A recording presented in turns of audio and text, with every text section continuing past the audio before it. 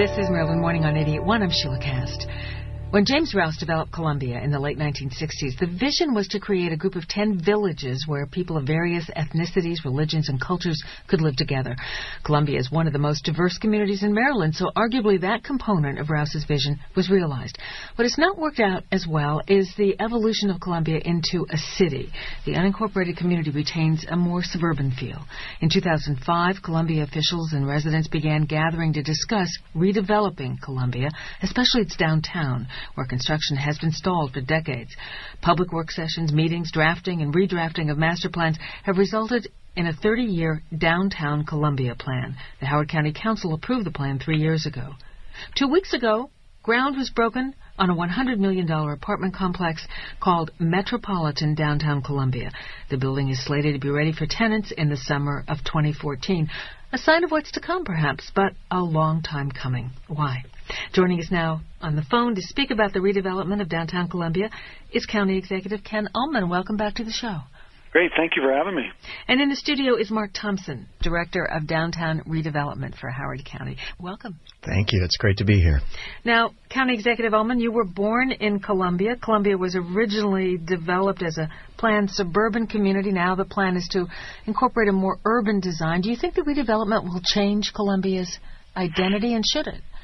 I don't think it'll change the identity. I think it'll strengthen it. And I think what we're talking about is turning the downtown, the town center, into a real downtown, not changing the feel of Columbia as a whole, but really fulfilling Jim Rouse's original vision. You know, if you look at his original writings, his pictures, there were people in downtown. There was outdoor shopping, and he wanted plans for outdoor activities. And, you know, when asked why the downtown vision, his downtown vision, never happened, his quote was, "The mall guys won." You know, they put the downtown in the mall. And so what we've been trying to do is really strengthen our existing resources.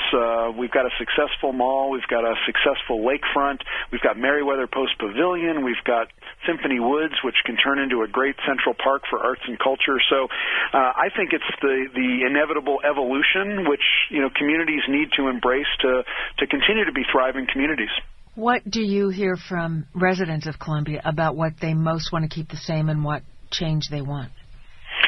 Residents of Columbia feel very passionate about the values of Columbia. You know, I'm a product of my parents moving to Columbia in the early 1970s because they wanted to raise a family in a community that embraced the values of diversity and acceptance and opportunity for everyone. And, you know, it really worked. And so what I hear from folks is they want to continue those values, but they want us to continue to reinvest, and they want older neighborhoods to be revitalized. They really want a downtown. I can tell you people are thrilled that Whole Foods is going in the Frank Gehry designed Rouse Company headquarters building on the lakefront. People want more shopping and eating and dining options and more recreational opportunities.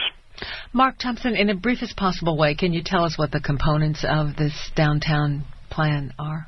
Well, I sure can. It's a little bit tough because it's an 85-page document, but it's about economic sustainability with creating a whole new range of opportunities for development, commercial space, retail space, and I think most importantly, housing.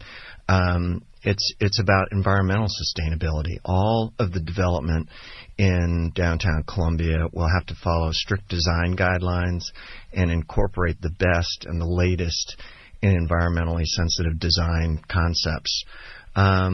And thirdly, it's about social sustainability. We have created the organizational infrastructure, such as the Downtown Columbia Partnership, to fund and administer funding for affordable housing programs, for transit programs. What is all this going to cost, County Executive, and where will the money come from? How much of this is private? How much is public? Sure. The vast majority of costs will be borne by the developers. In plan that was approved unanimously by the county council, the developers, for example, have to spend $20 million or so on renovating Meriwether Post Pavilion. They're currently working to assemble the right-of-way to build a new sidewalk and pathway system to link the community college and the hospital to downtown, and then over 29 to through Oakland Mills to the new Blandair Park. And so there's a lot of infrastructure improvements that are required by the developer. There's also money that has to be put into a trust fund for affordable housing. There will be some public expenditure on inevitable infrastructure improvements, but the vast majority is borne by the developer. Mark, the plan includes 5,500 new residential units. A big pent-up demand for residential units in downtown Columbia? There really is. If you look at where we are today in downtown Columbia, we have probably the first or second best regional mall in the state. We have about 1.5 million square feet of office space, but we really need is residential. We need this to become a 24-hour community, and the exciting thing is with this first development program with the Metropolitan, we're very, very excited about the innovative design, all of the environmental, sustainably designed factors that are folded into that. But when I think of Rouse's vision, I think very much of affordable housing, and the Metropolitan sure is not affordable housing. I think the rents are supposed to start at $1,500 a month, right? Well, it's important to know what Jim Rouse wanted to do was provide housing opportunities for everyone. And so we need to create housing opportunities for folks at every income level. And that's what I'm asking, really, is how will that happen at the affordable end? It's in the plan. So there's a percentage of there's a dollar figure or a cent figure that from every square foot that has to be contributed to a trust fund that'll be used to build affordable housing in downtown. It's a unique approach that the affordable housing community really pushed for. And so we're going to have some money to really be flexible to make sure that we are developing opportunities for folks at every income level in downtown. How would you describe, County Executive, the kind of person you're trying to attract to live in Columbia? In downtown? I think downtown is really twofold. Empty nesters. You know, there are a lot of folks, frankly, my parents' age, who still have their single-family house, who are debating where to move. And, frankly, many of them are moving to downtown Baltimore, to Harbor East, or to D.C., or to Bethesda, where they can walk to great amenities. And so I know that there are many folks that are waiting for the first residential opportunities to move downtown who just don't want that big house. Also, young professionals. That's Howard County Executive Ken Ulman here on Maryland Morning on WYPR. I'm Sheila Kast. Also with us is Mark Thompson, the Director of Downtown Redevelopment for Howard County. And that's what we're talking about, Columbia's redevelopment. We spoke with Phil Engelke, who, as you know, has lived in Columbia since 1972. He's chair of the Oakland Mills Village Board, and he's an architect.